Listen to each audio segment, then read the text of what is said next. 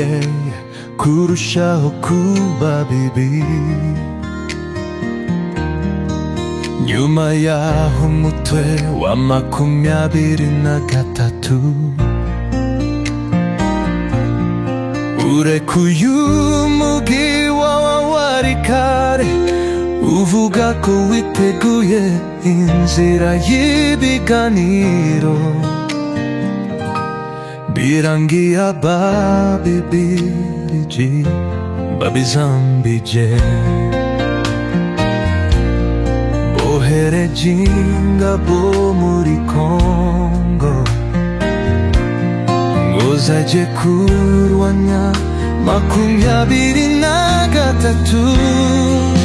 Amateka yisubiyemo ibyo bakoze 94, birongeye birabaye. Gusanya mwanga kumva ntiyanze no kubona. Amateka yisubiyemo ibyo bakoze 94, birongeye birabaye. Gusanya mwanga kumva ntiyanze no kubona. Kongo ihise itangiza ibitero ku mutwe wa 23.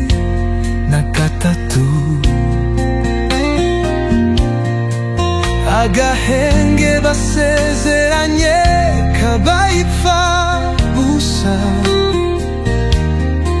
Ibintu byari byashimishije benshi, harimo n'igihugu cy'u Rwanda.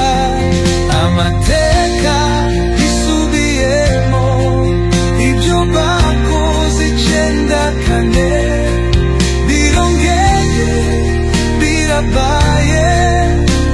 Gusanya mwanga kumva ntiyanze no kubona.